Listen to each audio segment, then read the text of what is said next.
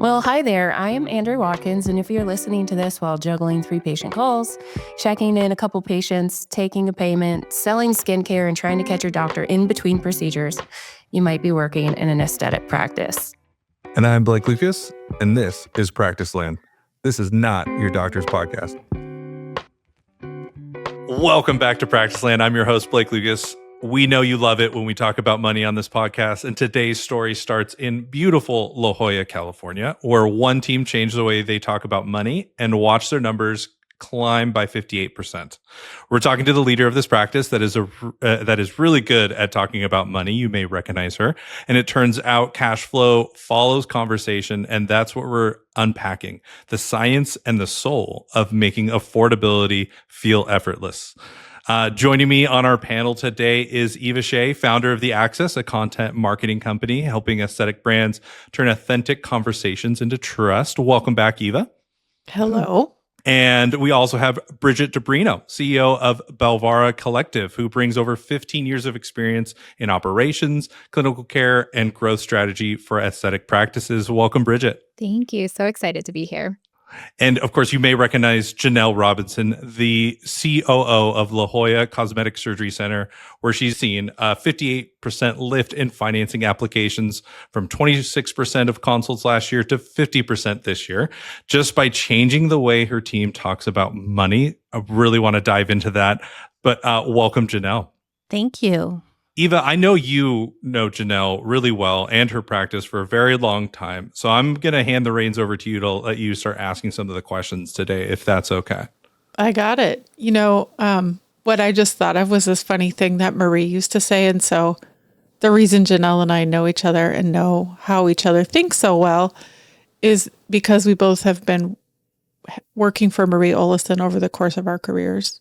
And there's a funny Marie saying called, the story goes that she'd be walking around the office and someone would say, "Hey, Marie, what are you doing?" And she'd say, "Looking for 5%. Do you know that one, Janelle? Oh, yes. I was wondering which one you were going to come up with because there's a lot of Marie. There's many. One? Yes. Just looking for that 5%. Yes, I've heard that. Yes. Why does she say that, though? Because that 5% makes a huge difference. She would say if you could make a 5% improvement in one area, it could represent $250,000, $500,000 in revenue over the course of a year. And so why wouldn't you look for 5%? Right. But you actually found 58%. And so we should really tell Marie that you cracked the code. Well, it wasn't 58% in the conversions, but it was still a huge growth. And yes, we did. We found that. And so I'm excited to share more about that. When you started, you were not the COO in the beginning. How did you get started in the practice? And can you give us that story? Because it's so good. Yeah. I started as the marketing coordinator and eventually worked my way into being a patient coordinator, which was really a nice transition because as a patient coordinator, when that phone rings, I really understood what it took to get that phone to ring. And I had a deep respect for that caller. And it just, I took the quality of calls to another level. So now in my role as COO and managing the patient coordinator team, it's helpful because when I'm speaking to them and coaching them and introducing new methods, a lot of them are things I did and I know they worked. And I think too, at least I hope they respond a little bit better hearing from somebody who's lived and breathed in their, in a day in their shoes. And so yeah, that journey really was helpful in being able to oversee the team now. Did you find yourself experimenting with the way you talked about money when you started speaking to patients? All the time. Even just something as little as introducing yourself to the patient at the rooming process versus them coming to me at the end. If they hadn't met me when they first checked in, it was just like, oh, who are we walking in to see now? Instead, if I roomed them from the beginning and passed them off to the nurse and doctor, when they did come to me to talk about the money, they were like, "Oh, you again." I was a familiar face instead of this, "Oh, I'm going to this person who's going to deliver this scary news to me." And so we now do that to this day because I felt that difference. And the coordinators now report too, like, yeah, that is a big difference for us. And so yeah, I would try different things all the time, just whatever made that conversation more comfortable. Because it's not just for them, it's more comfortable for us too. Was that kind of process experimentation built into your practice culture already? Oh yeah. We're always reinventing ourselves, and I think because that's always been at the core of who we are, people are always expecting something to change, and they're open to it because sometimes people are resistant to change, but we're always thinking of new ways to do things. So I think all adults are resistant to change. I think from my experience, it's just like it's so hard to get people to get out of their way. So to embrace change like that is absolutely admirable. One thing that stood out that you said is that it made them more comfortable and you or the team more comfortable. And while we talk about change, right, we just said it can be difficult or uncomfortable. But if you're striving to make things more seamless and easier and natural, I think that's such an important part of sales and connecting with a patient. If you truly believe it and understand it and want to offer it as a solution, they're going to feel that difference. So sometimes we get so caught up in like what we should be doing, we miss what we could be doing. And there's just such different energy with how we deliver that. And I loved how you shared that. I can see why you're seeing such huge growth with that type of an approach. Yep. And not making it just a list to check off and a criteria that they need to cover. Exactly. And didn't you experience the fact that you started in one department and then evolved into another and then evolved into another? It had to have been incredible to see how one built onto the other. And did you find that you would take resources from where you started and then bring it into this new segment, and then vice versa as you got more engaged perhaps with patients and hearing their verbiage and hearing how they were expressing things and what their concerns were? You probably could have taken that back to marketing and implemented it. Absolutely. Yes, I did. And because there's so much on the front lines that you want to share that people are asking about. People are asking a lot about this type of lipo, and it's so helpful for them to know that. And so I ask the team now still, what is it that you're hearing? What is holding people back, or what do you think are some of the common interests or trends? And so, yeah, definitely that was helpful. Have you found specific things that can help you to train your team with those thoughts in mind? Because when you experience it and feel the difference in how it's helped you in your career, how do you then bring that back to the people you're overseeing now so they can experience that as well? So if anybody knows managing people, you can ask them to do something, introduce a concept, provide the training and all of the tools, but it really comes down to accountability and follow-up and follow-through. That's where I've learned over the years, you've got to offer that continued support because they're going to go try it on, a new concept, and it's not going to feel right the first time. And it takes practice to get more comfortable with it. And so we talk at our weekly meetings about how is that going? Tell me an example of when you did it and it didn't feel right, or when it did feel good. Another thing that is very time consuming, but we've really invested in the last year is listening to the phone calls. And we created a call evaluation that is very specific about not just mentioning something, but how you mention it. And so definitely there's the follow through, but yet the accountability portion that really forces them to try it out, because sometimes we all fall back into what's more comfortable, and we sort of start getting in a routine of how our calls are, the order they're in and how you do them. And so trying out a new method is intimidating sometimes. But if your call is going to be listened to and evaluated, and we're going to be talking about it nonstop, there's that extra nudge and push to really embrace it. If they feel like something's not working for everybody, I don't mean like I'm uncomfortable and I don't want to do this, but like, Janelle, you really told us to do something and it's failing. Do you feel like they feel safe enough to tell you that?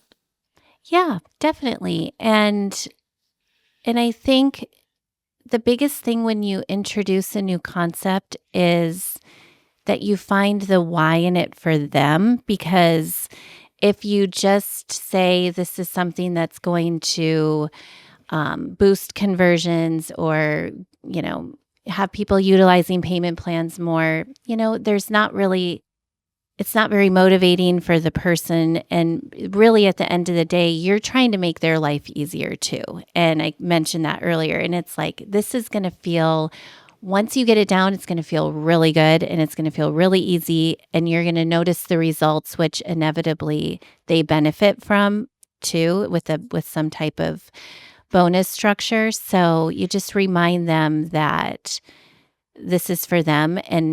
But yes, absolutely. We go through like, how is this feeling? And we make modifications if necessary. But yeah, you do have to be open to something not working. Do you find that you're able to provide a generalized framework, and then you can have different approaches work within that framework? Or do you find that you tend to hire the same or a similar personality for these specific roles who maybe talk or express themselves the same way? Or do you find that you can have polar opposites but still accomplishing the same goal? I have struggled for so many years on what is the right personality for a patient coordinator, because it's also such a detail-oriented role where you have so many things that you've got to make sure you do to help them prepare and make sure nothing slips through the cracks. And you have to be really disciplined to follow the processes, in terms of the follow-up that we recommend. But sometimes those types of people are not the most outgoing or naturally engaging. And so, that's where providing some, you provide the framework, but you also give examples of what would that look like to, if you're asking them to share a story or to develop some rapport, like pulling from previous experiences, and giving them examples depending on if you're talking to a mom, share another mom's story. And so it doesn't have to be your work, you can kind of pull from someone else. And so really just providing those tools and, different scenarios if somebody isn't naturally as strong at connecting with people, because, that is a big part of the patient coordinator role, is the connection piece. You have me thinking about mirroring a little bit, Janelle, and I think it's something in sales that is overlooked, or it doesn't come up until you're kind of down the road of being in a role like that. And I noticed it when I called a practice for myself, like for an appointment a couple of weeks ago, that the very clearly 20-something-year-old person on the phone, everything I said, she would say, perfect. Mm-hmm. And by the end of the call, I was like, I cannot hang up fast enough. Like, I do not belong in this practice. Well, and if you did a call evaluation or, listened to the call, and if she listened back with her manager together, I mean, she probably doesn't even realize how she's sounding. And that's another thing that's been really helpful, is actually listening together to the call, because we all think we're doing the right thing or, doing a good job, but you don't really realize how that ends up sounding. And so it's really helpful for them to hear the calls too. Yeah, we've implemented that on our side, just on our customer service side of it, and through coaching, and we sit down and we listen through stuff. And I mean, it's amazing how you just have the moment to stop and go, okay, let's think about where we are in this conversation or what's happened up until this point, and start asking questions like, how do you feel like you're doing in probing for information and getting the information that you need? And then do you feel like you're presenting something too quickly and just trying to get to the answer without like really showing empathy and listening? Do you think they're with you? Go through all those different things, and then they can hear it. Like you can literally hear it like, no, I didn't do this, or no, I did great here. And that's why like this conversation went well. But like you can start to pinpoint those exact moments in the conversation where you lost them, where, obviously if you're just in the conversation, you're not going back and listening, it happens too fast sometimes for people to catch. Like if they don't have that, they're not listening for it while they're going, they maybe don't have the experience. Like that 20-something-year-old may not have enough experience under their belt yet to like hear when they've lost someone in the conversation. I was just scheduling an appointment. Yeah.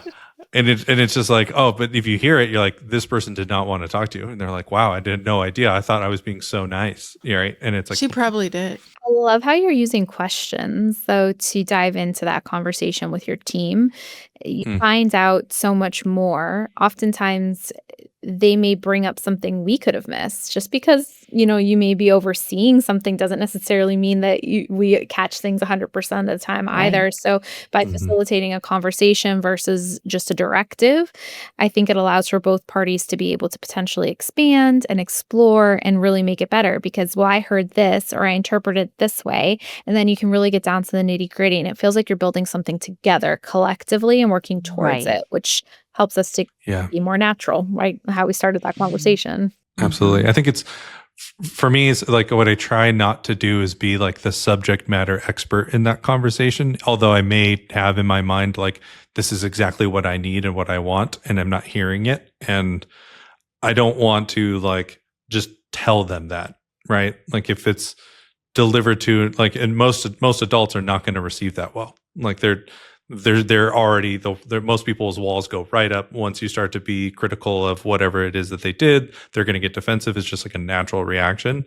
So to help get around that is to not to be necessarily the subject matter expert in that moment and be like the all-knowing entity in that conversation, but rather try to like get it out of them. Like it's almost this inception type of idea. Like it's their idea. Yeah. It's you're just asking questions and then they're like, yeah, that did sound like this, or it did sound like that.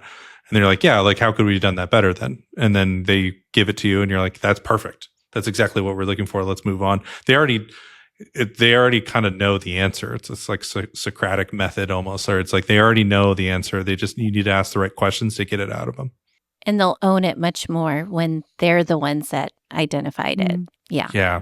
Does this process of listening to calls with people that you work with ever reveal other things about who they are? Ooh, that's a deep one. Very much, yes. It has it's a very hard process. I think overall we're really impressed with the quality, but it's interesting because from the beginning when we first started listening to now, it's already significantly improved because they are well aware that we've done this and we've kept up on it. Sometimes it's like we say we're going to do something, we do it, but we don't really, it kind of ends up falling off. And because we've been really consistent about doing these on a weekly basis and then doing shout outs for calls that go in the training file, it's like almost like they're working towards their call being in that, I want my call to be in the training file. And so I feel overall I'm mostly very impressed with how it's going, but I think it's because the act of us overseeing this that's improved the quality. I want to point out the shout out thing because I myself have been the recipient of the shout outs from your practice, because sometimes patients will say that your podcast, they're welcome to listen to Practice Land too, but when they listen to the La Jolla Cosmetic podcast and they come in and say, it was this episode or it was this topic, or Yeah. I heard one of your doctors talking about this thing and I knew they were the doctor for me. Those shout outs get passed along to me, and they are the number one most important thing about the work I do, because I know that I'm having an impact. Yes. Yes. It's so huge. And then Yeah. you know, and you're more motivated to keep doing it because it was acknowledged, recognized, and it made a difference. And it was, it just, that's again goes back to why you're doing something, because it feels good. So we're here because you made a change that you could hear implemented by listening to calls, which was that last year, 26% of the people you had coming in for consult had applied for a payment plan. Mm-hmm. And now the number is 50%. Yeah. And so how did you get from 26 to 50 in less than 1 year? So the first thing that we did was we changed the way we talk about financing on the phone. And it's not just about asking, it's about having an everyone wants this approach. And so that's where I came up with an acronym for them, the coordinators, to really use as a reminder. And then when we have this criteria on our call evaluation, it's not, did you just talk about financing? It's, did you use this approach, which we call the ease approach? And we want them to do it in a way that says, everyone does this. This is just part of our process, and share a story about, I know you mentioned you may not use a payment plan. However, a lot of people do come in and later realize that they want to take advantage of the interest-free, and just it feels a little bit easier for them to move forward. If you apply prior to your consult, then we can have a comprehensive discussion. You don't even have to end up using it, but you can at least be able to visualize what all of your payment options are. And you can share a story about somebody who didn't think they were going to use a payment plan and then ended up having some unexpected expenses with their kids or this or that. And you're just normalizing it and saying, everyone asks about this. Our patients love our payment plans. 1 in 3 of our patients end up using them. And then it just creates this instant comfortability for the patient to talk about it more. And on some of these follow-up sessions with the coordinators, when I've asked them, how is it going? Because we want them to also do the payment worksheets with the quotes. So when I've said, oh, did you do a payment worksheet for all of your consults yesterday? And they'll say, well, no, so-and-so said they didn't want to finance. But you still have to do the worksheet, still have the conversation, still put it in front of them, because you never know, something could change. And you want them to have this in the back of their minds as a crutch or a backup. So yeah, we are kind of hitting it at all angles. We updated our appointment confirmation email to say, step 1, fill out your registration forms. Step 2, apply for this, soft inquiry check, however we worded it. But it's in there as just like, it's a part of the process. It's not, if you want to apply, here's a link. It's kind of like a presumptive approach. So yeah, we have been talking a lot about how that feels when they're introducing it on the phone. And it's definitely made a difference in not just the amount of people that come pre-approved or have this as, a means to pay, but it's improving our conversion rates. And inevitably, we're not just meeting our goals this year, we're exceeding them. So it's been really exciting to feel like it is contributing to our ability to fill the surgery schedule, and which is a win-win for everyone. I really love that. I think it, I think it speaks to like how people love options. And when you get to that moment where you can talk about like the cost, to have multiple options in front of you, where if you want to pay cash, of course you can do that. But then here are these, monthly payment options that are also available to you now, like having that already done by the time you get there, as opposed to like, hey, here's the cost, and then you could apply for financing if you want. But if you have all of those options available, all of a sudden that changes the conversation. I think, do you feel like patients feel that in that moment, or is that kind of like what you're seeing is like the difference maker in that moment? Yeah, because think about if you deliver a quote without the payment scenarios alongside it, you might say, and here are some of your payment options. Would you like me to let you know what your monthly payment would be? Or would you like to apply? And it's kind of, it's like a barrier then for them. And then do they want to admit that they want to look into that? And is it a bad thing if they say they do? It's just an extra step. And instead, you're presenting it to them like this is a totally normal way to pay. And here they can immediately visualize what that would look like on a monthly basis. And so, and if you had them apply ahead of time, it's actually, they then print the payment scenarios specific to them and what their APR that they qualified for, which is even a bonus. That's even better. Yeah. I can say just from looking at the calculator a ton this week, that my reaction to everything is that's all.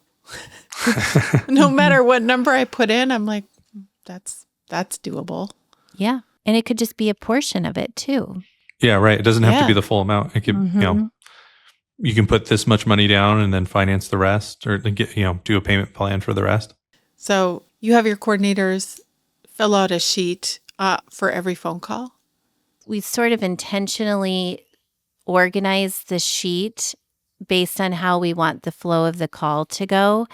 And so the demographics are supposed to be last. I don't want you asking somebody's address, date of birth, and all of that unless you've really established the rapport. So all of the notes and everything, like referral source, how did you hear about us? All of that is in the beginning. And then there's a lot of lines for them to take their notes. So, and back to the open-ended questions that you said, Blake, it's like, you don't even have to sometimes go over things. If you just ask a really open-ended question, you can check off most of what you need to accomplish in the call. And I've said, don't lead the call with the date of birth. It's so off-putting if that's one of the first things you say, because if you just ask them, tell me about your breasts, they will usually tell you their age right out of the gate, because some people say, oh, I like to know the age. And it's like, well, they'll tell you, I'm 34, I just breastfed 2 children and I'm done, all of that. They'll sort of divulge it naturally. And so you don't even have to then sometimes ask all of those things. And so it's kind of like just hunker down on your sheet and just have a girlfriend chat with them and take your notes. And hopefully it's less you have to ask them later. So when you are trying to introduce a change to the way that flow goes, are you actually changing their worksheet, which sounds like it's a bit of a script, but not a word for word thing? I do. We've changed the worksheet several times, and for the financing, that is on the section near where they give the ballpark. And we've even encouraged them to give ballpark monthly payments too. But ultimately, where we ask them to do the ease approach and that concept, we don't have it's more just, if you're going to talk about financing, this is how we want you to talk about it. So I know you're the pioneers of the ballpark. You told us at the beginning that you had it on the website, 15, maybe more than 15 years ago. We know from a lot of the work we've done with Marie that when people are prepared for the price of their procedure ahead of their consultation, they're twice as likely to schedule on the day of consultation. Mm-hmm. So you're setting yourself up for everyone up for success when they know that number ahead. And then, so with EASE, which is your acronym EASE, which I know because you sent it over ahead of time, that's where we're taking that sort of preparedness approach to the next level.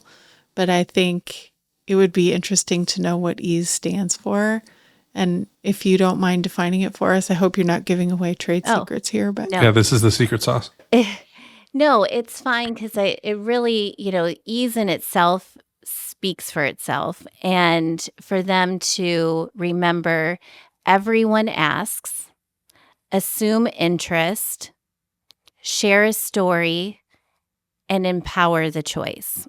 So those are, and so we want this to be an easy discussion, but we also want to remember that when they're telling that story or, introducing this concept, that they normalize it with the patient. Everybody wants to know about our payment plans, and they can share a story about a patient and how they found it helpful.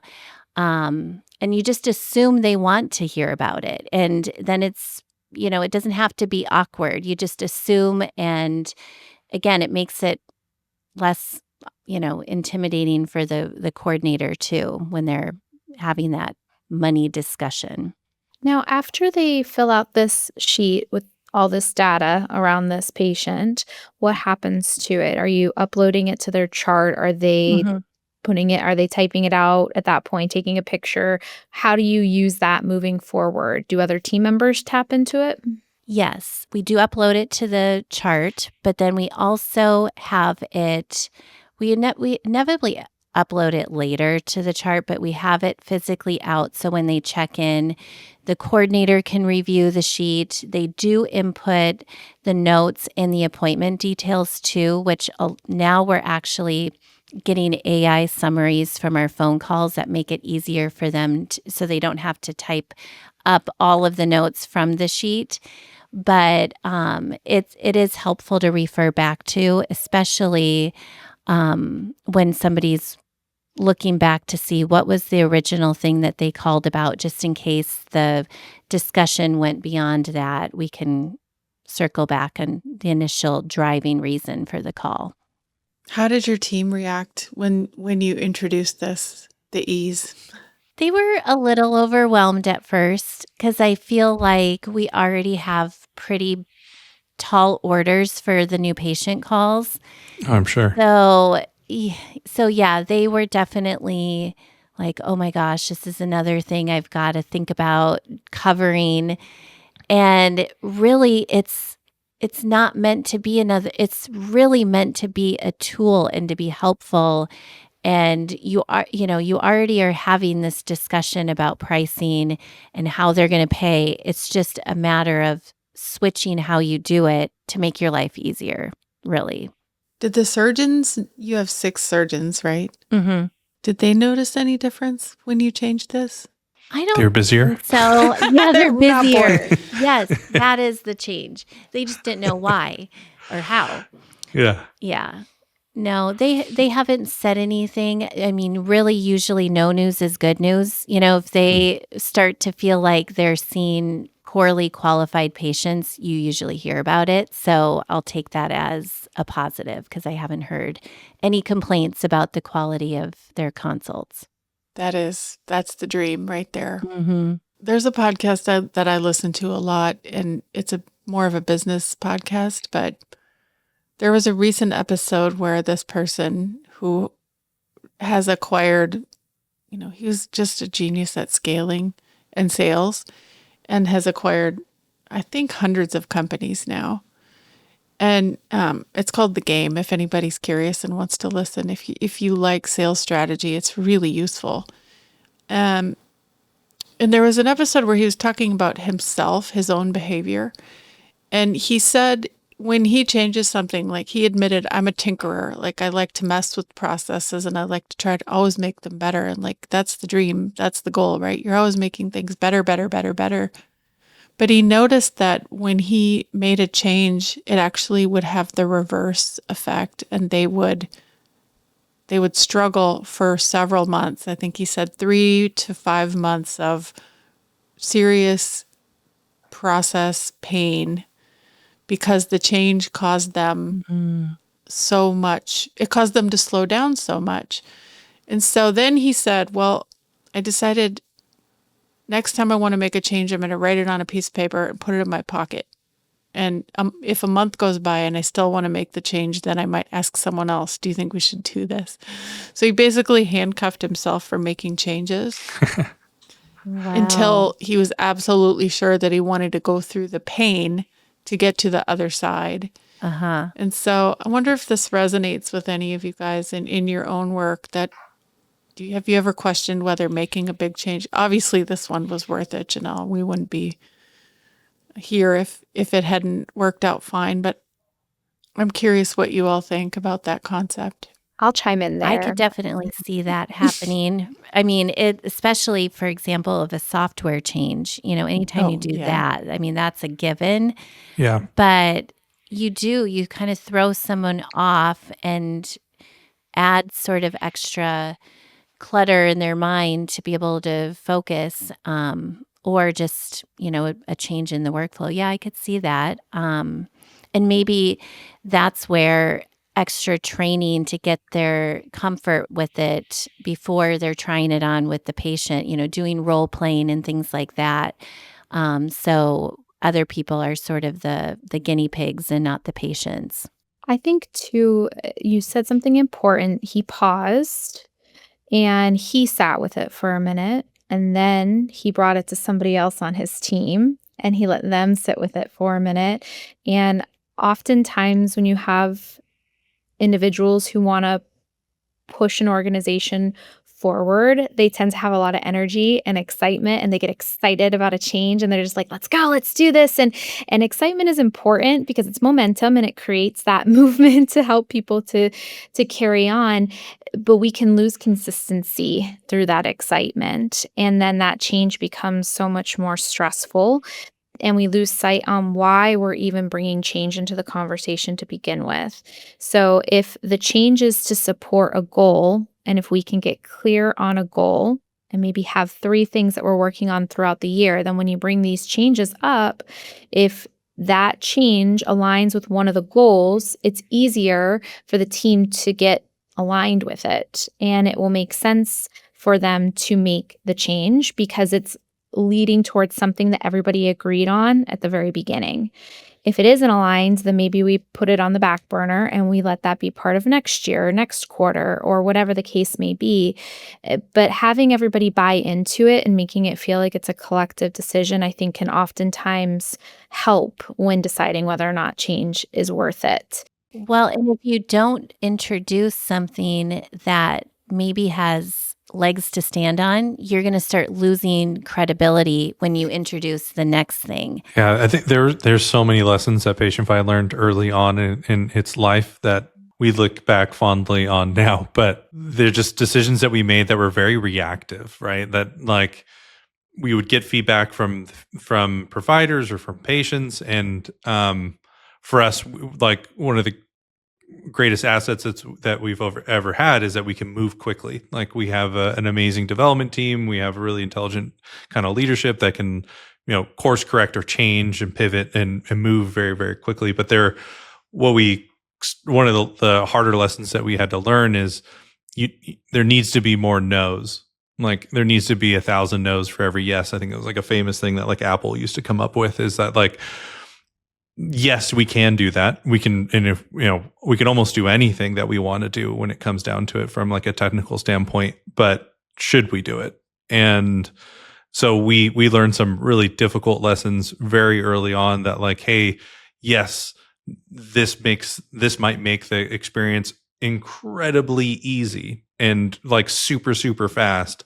But then it creates all of these problems on the back end that like all of a sudden now we're doing all this cleanup, and it's like maybe wasn't the right thing to do from a business standpoint, and really detrimental to the business and creating so much extra work. Now, when we are faced with those things, and we have an amazing ad board of provider consultants that help us, and we bring things to them and we use them as a sounding board, which I think is incredible. And then we go back and forth, and then we have discussions internally, and those get heated, they can at times, which I think but it's always constructive, which I think is incredible. And so we can come out of those conversations knowing that like whatever decision we decided to move forward with was the right one.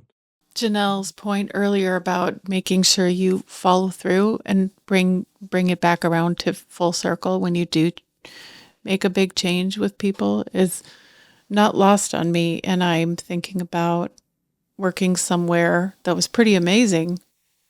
And things were going in the wrong direction, and they did the right thing, and they came to the whole company and said, what do we need to do? Everybody chip in your ideas so we can turn this thing around. And everyone went, oh, this is amazing. You're listening to us finally. Mm-hmm. And so we had this huge effort to identify all the things that needed to happen. And then guess what happened after that? Company turned it around. Nothing. No, Blake. Oh, no. There's no happy ending to this one? There is not. Oh, no. You always hope. There might still be someday, we hope. I don't know.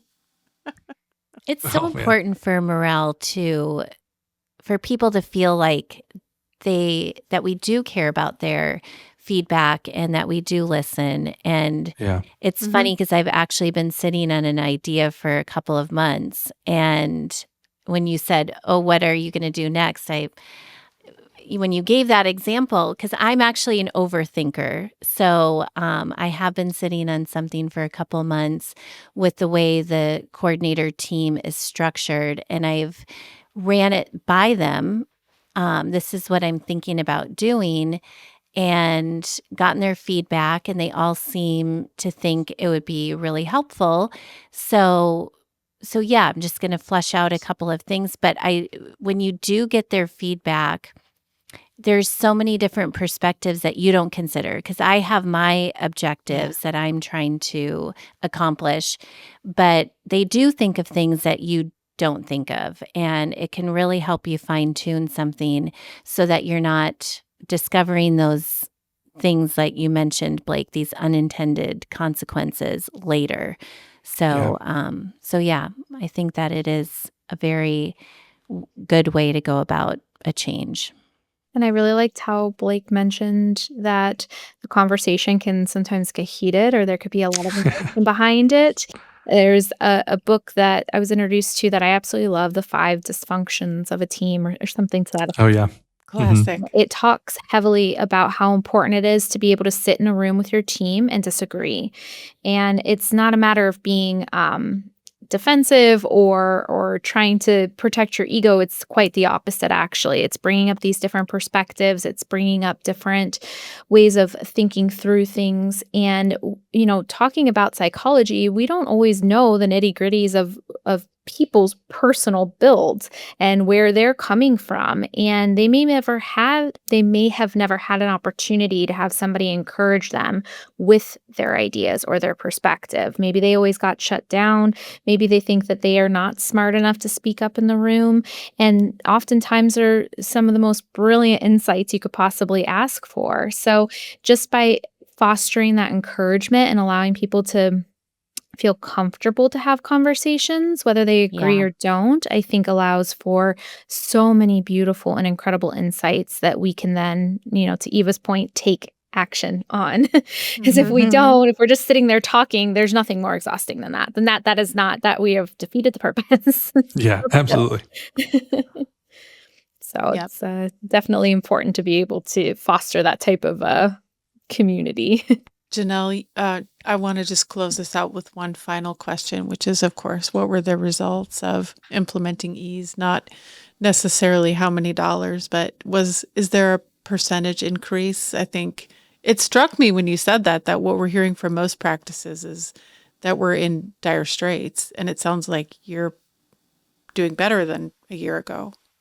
We are. We're not just exceeding our previous year, but we're exceeding our goals. And we have seen a shift of more people utilizing payment plans than paying cash. So if there have been any, concerns from patients with the affordability or what's going on in the economy, this has provided a tool, and just getting it more out there and in front of them, it definitely has impacted our conversions. If I could throw one more thing in for all of you to consider, there's something Janelle said to me on a podcast years ago, similar topic, but it was more about how to get patients to think about, allowing themselves to say yes psychologically. So if you've got the money part figured out, you know how you're going to pay for it, you're halfway there. The other one is allowing yourself to do something like have cosmetic surgery for yourself. And I've sat with this idea of Janelle's for years, because what you said was, why would you save money for 5 years to do this when you could do it now and enjoy it for 5 more years? And that one, I understood it when you said it, but I never really felt it 100% in my body. Like, this logic makes sense to me because I've been trying to repeat it back to other people. And it just happened because my sister and her family, they live in an amazing house. It's completely fine. They did not need a new house, but there were things about it that they didn't love. Like, all of us could probably look around our house and go, oh, I wish that room was bigger or whatever.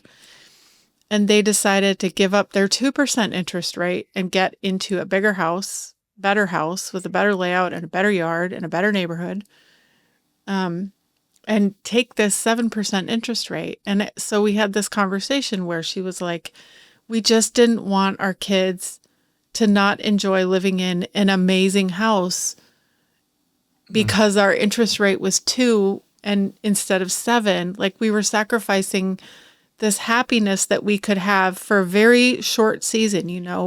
All of us with kids know that they're only going to be little for this, what seems like forever when they're babies, right? You're like, this is going to be like in eternity. It goes by so fast. So now I really understood what Janelle meant when she said that about financing or payment plans, is that if the thing that you want to give you joy is looking a different way or feeling a different way about your body, you should enjoy it for as long as you can and not delay it for something like. Yeah. And don't wait for all of the stars to align. I mean, think about if your sister would have waited until the interest rates go down, or a patient waited until they had the money saved up, and then by the time they get the money saved up, they just have a crazy busy year and their kids are in a ton of activities and now they can't afford to be out recovering. I mean, it's like, if you've got the time, just do it, and you can make it work with a payment plan if you're financially not quite there. So yeah, it really is hard to have that all work together sometimes. Final wisdom from Bridgette. What do you got?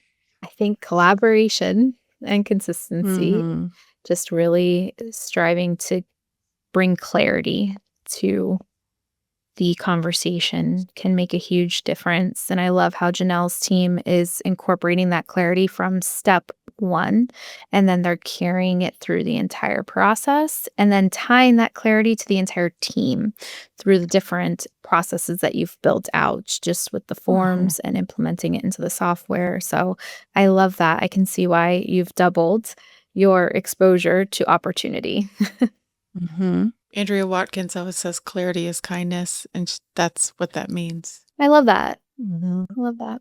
Well, Janelle, thank you again for your time today. I think there are some amazing things that our listeners can take back with them just right away and implement. So I'm very excited about getting this episode out to everyone.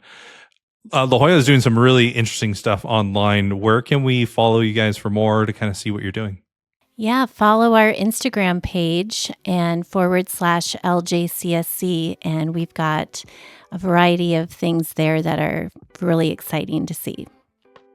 Amazing. And listeners, if you have a question for any of our guests, feel free to send us a message on practicelandpodcast.com. We love the interactions that we're getting from you, and we're implementing them in future episodes. So please do not hesitate to reach out to us. But stay fabulous, and we'll catch you next time.